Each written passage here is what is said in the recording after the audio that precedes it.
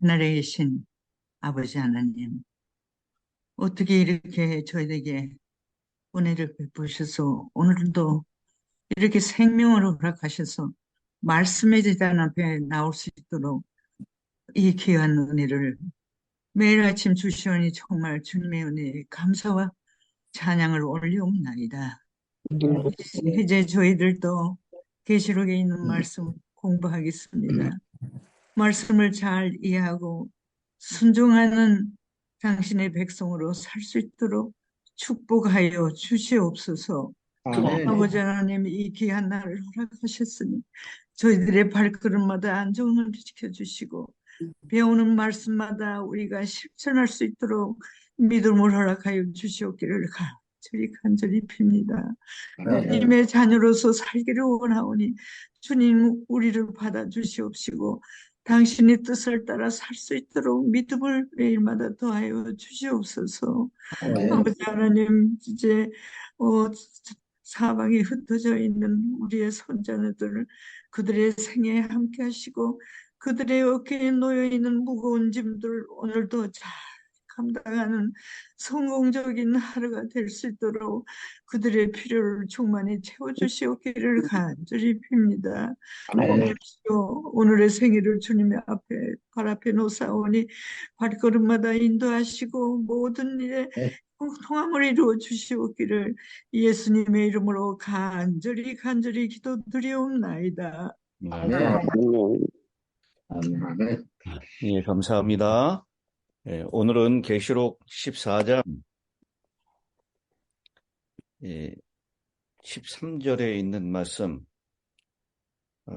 우리 어제 시간에 잠깐 시간이 부족해서 살펴보지 못했던 말씀 또 살펴보고 시작하도록 하겠습니다. 지금 이후로 주 안에서 죽는 자들은 복이 있도다 하심에 성령이 이르시되 그러하다 그들이 수고를 그치고 쉬리니 이는 그들의 행한 일이 따름이라 하시더라. 여기 지금 이후로라는 기간은 셋째 천사의 기별이 전파된 1844년 이후로 계속되는 기간을 의미하는 걸로 보고요. 그들이 특별 부활에 참여하여 영광 중에 오시는 장엄한 그리스도의 재림의 광경을 보게 되기 때문에 복이 있는 걸로 적용을 합니다. 이 특별 부활에 대한 이 말씀은 먼저 계시록 1장 7절을 보도록 하겠습니다. 볼지어다 그가 구름을 타고 오시리라 각 사람의 눈이 그를 보겠고 그를 찌른 자도 볼 것이요 땅에 있는 모든 족속이 그로 말미암아 애곡하리니 여기 그를 찌른 자도 볼 것이다 라고 하는 이 말씀이 바로 특별 부활에 해당되는 말씀이다 라고 하는 것이죠. 그 다음에 예수님께서 하셨던 말씀 가운데 마태복음 26장 64절을 보겠습니다. 마태복음 26장 64절 예수께서 이르시되 내가 말하였느니라 그러나 내가 너희에게 이르노니 이후에 인자가 권능의 우편에 앉아 있는 것과 하늘 구름을 타고 오는 것을 너희가 보리라 하시니 이것도 마찬가지로 예수님의 죽음에 밀접하게 관련되어 있었던 그 사람들이 예수님이 오시는 그 장면을 보게 될 것이다. 특별 부활을 통해서 일어나게 될 것이다 라고 하는 것을 주님께서 말씀하시는 장면입니다. 이 이야기가 구약의 다니엘서에 기록이 되어 있는데요. 다니엘 12장 2절에 있는 말씀입니다. 다니엘 12장 2절 땅의 티끌 가운데서 자는 자 중에 죽은 사람들을 얘기하는 것이죠. 많은 사람이 깨어나 영생을 받는 자도 있겠고 수치를 당하여서 영원히 부끄러움을 당할 자도 있을 것이며 라고 했습니다. 바로 이 계시록 다니엘 12장 2절에 나오는 이 티끌 가운데 자는 자 중에 요 지금 이후로 주 안에서 잠든 자들, 그들 가운데 특별부활에 참여해서 영생을 받는 자도 있고 수치를 당하여서 영원히 부끄러움을 당할 자도 있다. 이것은 예수님을 찌른 자들이고 성도들을 핍박하는데 앞장섰었던 특별한 무리들이 이 특별부활에 참여해서 예수님의 재림을 직접 재림의 광경을 본다라고 하는 그런 편이다라고 그렇게 보시면 될 것 같습니다. 예수님 재림 직전에 특별히 부활하여 영광스러운 재림의 광경을 보게 될 것이다라고 하는 것입니다. 그리고 성령이 이르시되 그러하다 그들이 수고를 그치고 쉬리니라고 했는데 복 있는 죽음에 대한 선포에 성령이 그러하다라고 확증하십니다. 성령은 복이 있는 이유를 그 죽음이 수고를 그치고 쉬는 죽음이기 때문이다라고 얘기를 합니다. 이 세천사의 기별을 전하는 일에 그들은 죽기까지 생명을 아끼지 아니하고 수고하고 고통과 괴로움을 겪었던 사람입니다. 그리고 이사야 26장 20절의 말씀처럼 내 백성아 갈지어다 내 밀실에 들어가서 내 문을 닫고 분노가 지나기까지 잠깐 숨을지어다 라고 하셨던 그 말씀처럼 이 의인들은 수고를 그치고 기진맥진한 지경에 이른 그 괴로운 고통의 순간을 그치고 쉬는 장면을 말씀을 하고 있습니다.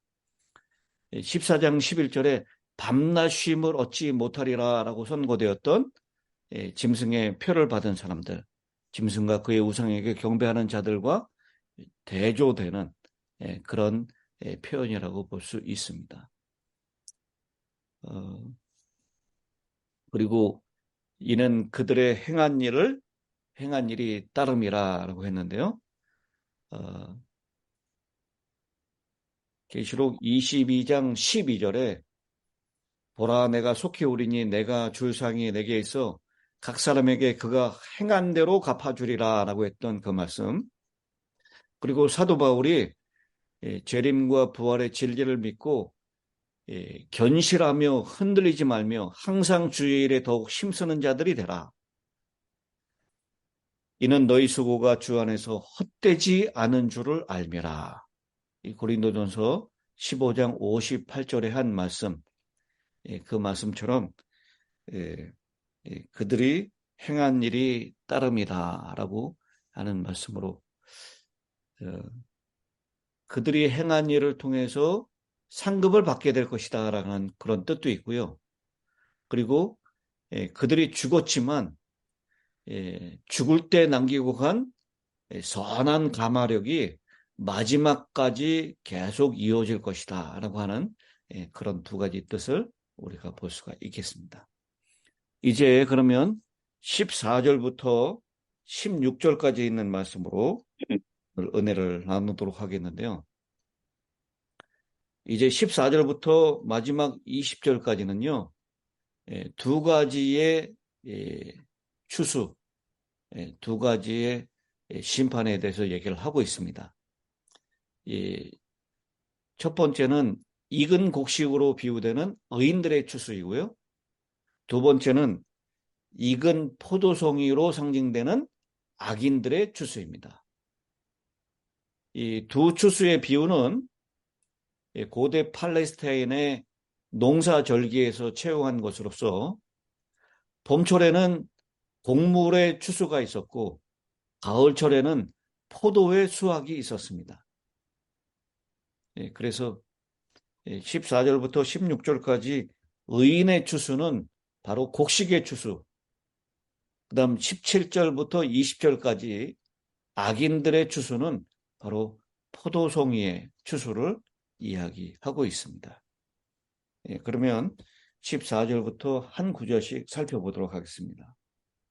또 내가 보니라고 했는데요. 이 요한이 생생하게 본 것은 승리하신 그리스도가 이 땅을 추수하기 위하여 그 심판하러 오시는 장엄한 모습입니다. 요한은 이 계시록을 기록하면서 내가 보니라고 하는 이 본다라고 하는 이 표현을 통해서 장면이 전환되고 있는 것을 보여주고 있습니다. 내가 보니 흰 구름이 있고 구름 위에 어떤 사람이 앉으셨다고요? 인자와 사람의 같은 아들과 같은 사람과 같은 인자 같은 이가 앉으셨다라고 얘기를 하고 있습니다. 이 구름은 하늘 존재들의 수레입니다.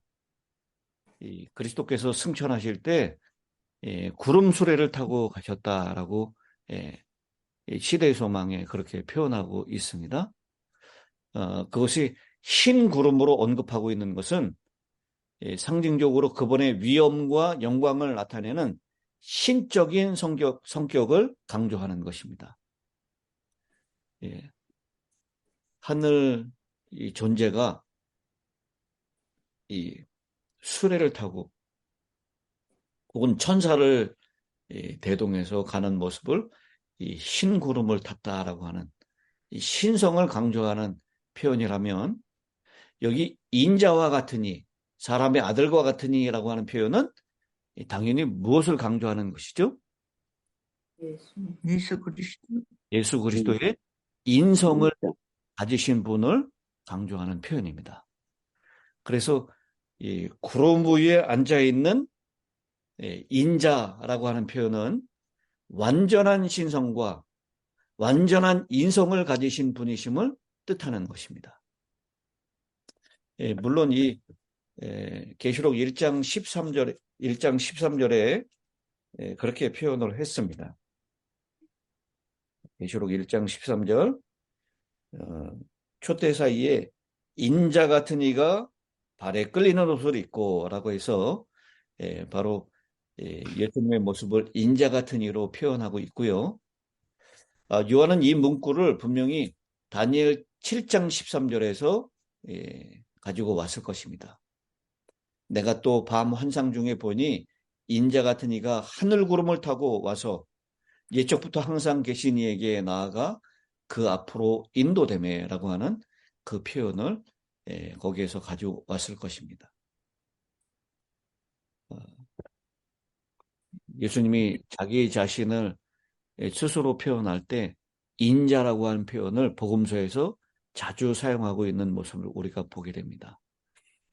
주님은 우리의 형편과 처지를 잘 아시고 그리고 완전한 인성을 가지신 분으로 그렇지만 완전한 신성을 가지고 있는 흰 구름을 위에 있는 그런 표현으로 그렇게 14절에서는 설명을 하고 있습니다.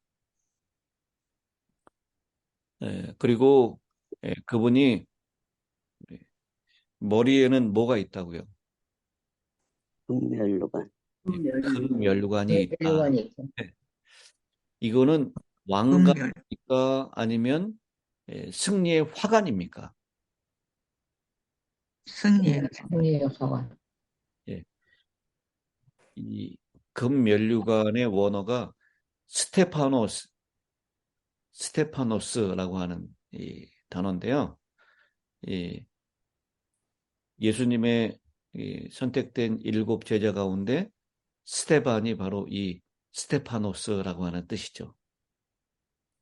이것은 승리자에게 주어지는 화관을 얘기하는 것입니다. 그리스도께서 승리자로 오실 때 쓰실 금면류관, 그것은 고난의 가시 면류관과 얼마나 대조되는 표현입니까? 그래서 여기 왕관으로 쓰시는 것이 아니라 승리자가 쓰시는 승리의 화관을 얘기하는 것, 스테파노스라고 하는 그런 면류관을 쓰신다라고 하는 말이고요. 그 다음에 그분이 그 손에는 예리한 낫을 가졌다라고 했는데, 이 낫은 주님께서 가지고 계시는 심판권, 추수의 도구를 얘기하는 것인데, 이 요엘서 3장 12절에 있는 말씀에서 인용된 것입니다. 요엘서 한번 찾아보도록 하겠습니다. 요엘서 3장 12절에 있는 말씀. 여호와의 말씀에 너희는 이제라도 12절입니다. 3장. 민족들은 일어나서 여호사밧 골짜기로 올라올지어다. 내가 거기에 앉아서 사면의 민족들을 다 심판하려로다. 너희는 낫을 쓰라. 곡식이 익었도다. 와서 밟을지어다. 포도주 틀이 가득히 차고 포도주 독이 넘치니 그들의 악이 큼이라. 여기 요엘서 3장 12, 13절에도 심판을 표현하면서 곡식 포도와 포도주의 수확을 같이 병행해서 얘기를 하고 있습니다. 이 계시록 14장 14절부터 20절에 나오는 의인의 추수와 악인의 추수를 이렇게 같이 상징하는 것으로 보입니다. 이 예리한 낫을 가졌다라고 하는 것, 그것은 틀림이 없는, 한치 오차도 없는 그런 추수를 하신다라고 하는 것을 보여주고 있는 것입니다. 15절, 또 다른 천사가 성전으로부터 나와 구름 위에 앉아있는 이를 향하여 큰 음성으로 외쳐 이르되 당신의 낫을 휘둘러 거두소서. 땅의 곡식이 다 익어 거둘 때가 이렇음이니이다. 여기 또 다른 천사라고 하는 것은 이 세 천사, 6절에 나오는 첫째 천사, 8절에 나오는 둘째 천사, 9절에 나오는 셋째 천사하고는 다른 천사라는 뜻입니다. 그 천사가 성전으로부터 온다라고 얘기했는데 이 성전은 하늘 지성소를 나타내는 것이고요. 이 하나님의 임재로부터 나와서 명령 전달자의 사명을 수행하는 천사를 얘기합니다. 누구에게 이 지성소에서 나온 천사가 명령을 내리냐면 예수님께 그 명령을 전달합니다. 하나님으로부터 직접 명령을 받아서 구름 위에 앉아있는 예수님을 향하여 큰 음성으로 추수할 때가 되었으니 거두소서라고 촉구합니다. 마가복음 4장 29절에 열매가 익으면 곧 낫을 대나니 이는 추수 때가 이르렀음이니라 라고 했습니다. 바로 이제 추수의 때가 되었기 때문에 그래서 이 의인들을 거두어들이는 장면을 얘기하고 있는 것이죠.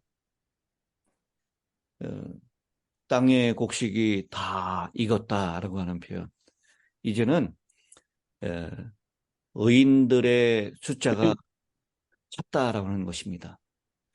이 재림 전에 의인들을 모아서 재림을 준비시키는 것이고 재림 때에 의인들을 구원하는 것을 의미합니다. 이 두 가지 이중적인 그런 의미를 다 포함하는 것이고요. 그래서 여기 의인들을 모을 때가 되었다.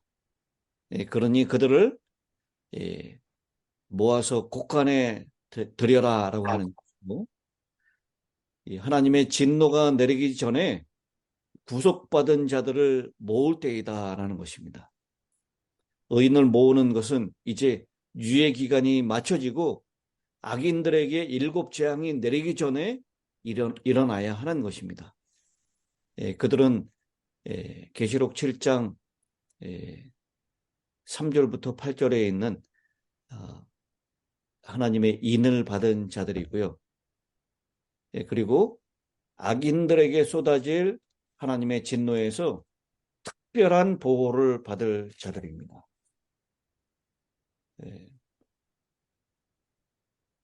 그들은 죽지 않을 몸으로 변화되어서 공중에서 주를 맞이할 것입니다.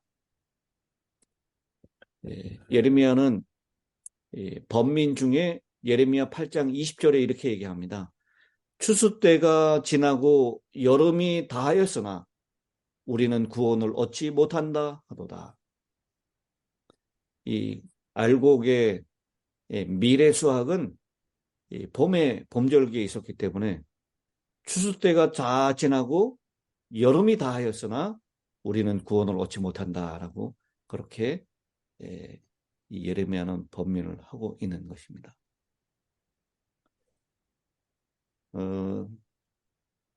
18절에서요. 이 포도 송이를 거두는 악인들의 추수는 누가 수행을 하죠? 14장 18절에 주님, 다른 천사? 주님, 다스리는 다른 천사. 예수. 예. 다른 천사가 아니라 불을, 예수. 불을 다스리는 다른 천사가 제단으로부터 나와 예리한 낫 가진 자를 향하여 큰 음성으로 불러 이르되 네 예리한 낫을 휘둘러 땅에 포도송이를 거둘라. 예수. 이게 예수님인가요?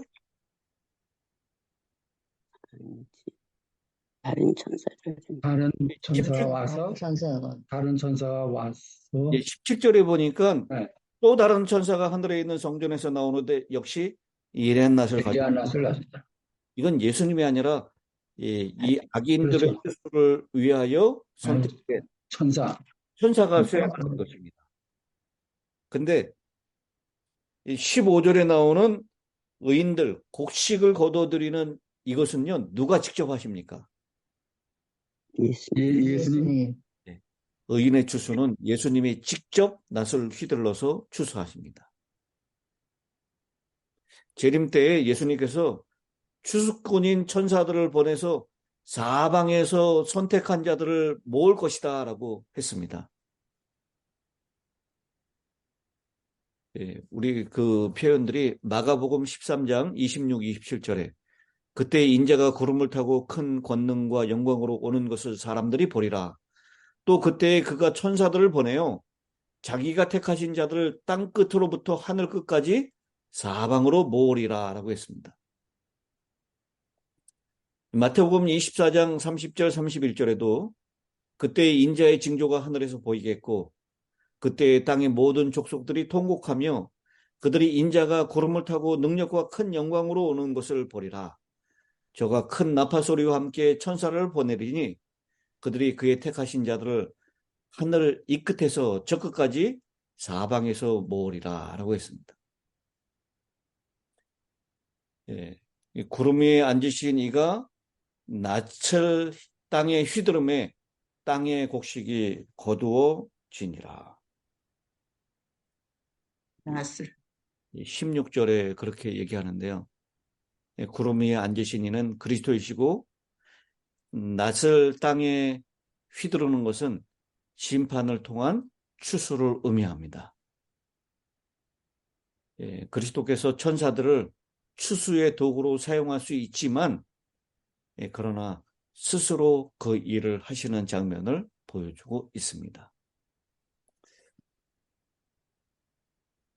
거기 16절에도 역시 낫을 땅에 휘두름에 땅의 곡식이 거두어지니라 라고 했는데 이 곡식이 어떤 글자로 되어 있습니까? 작은 글씨. 작은 글씨로 되어 있습니다. 이건 무슨 뜻이라 그랬죠? 이 원전에는 이 곡식이라는 단어가 실제는 없다라는 것입니다. 원전에는 없는 것이지만 이것을 번역한 사람들이 그 안에다가 집어넣었다라고 하는 뜻으로 작은 것이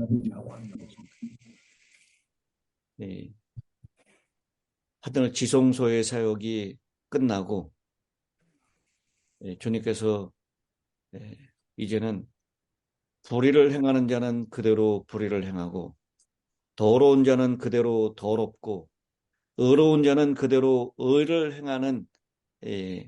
행하고, 거룩한 자는 그대로 거룩되게 하라. 계시록 22장 11절에 그렇게 하실 때 바로 이 의인의 추수와 악인의 추수가 맞추어지게 되는 것입니다. 그 후에는 포도주 술투를 밟는 7 재앙이 이어지게 될 것입니다. 여러분, 이제 주의 재림을 통해서 의인들이 거두어지고 예수님께서 직접 낫을 통해서 의인을 추수할 때가 정말 다가왔습니다. 이런 아멘. 우리가 하나님의 하늘 곳간에 거두어지는 자로 설 수 있도록 주님을 더 많이 의지하시고 성도들의 인내를 발휘하셔서 끝까지 주님께 충성하는, 하나님의 계명을 지키고 예수 믿음을 지키는 그런 성도들의 인내를 발휘하시는 하늘 곳간에 거두어들여지는 그런 우리 모두가 되시기를 주님의 이름으로 간절히 축원합니다. 아멘. 기도하겠습니다. 하늘에 계시는 자비하신 아버지, 오늘 저희를 케어주시고 이 시대가 정말 주의 재림이 가까운 시기임을 다시 한번 느낄 수 있도록 세상의 징조를 통하여 우리를 일깨워 주시니 은혜를 감사합니다. 아멘. 하나님의 말씀을 피고 그리고 그 말씀 속에 주의 재림이 정말 가까운 때에 우리가 살고 있음을 깨닫게 하여 주시니 감사합니다. 아멘. 이러한 때에 우리가 우리의 구속을 위하여 우리의 눈을 들어 하늘을 바라볼 때입니다.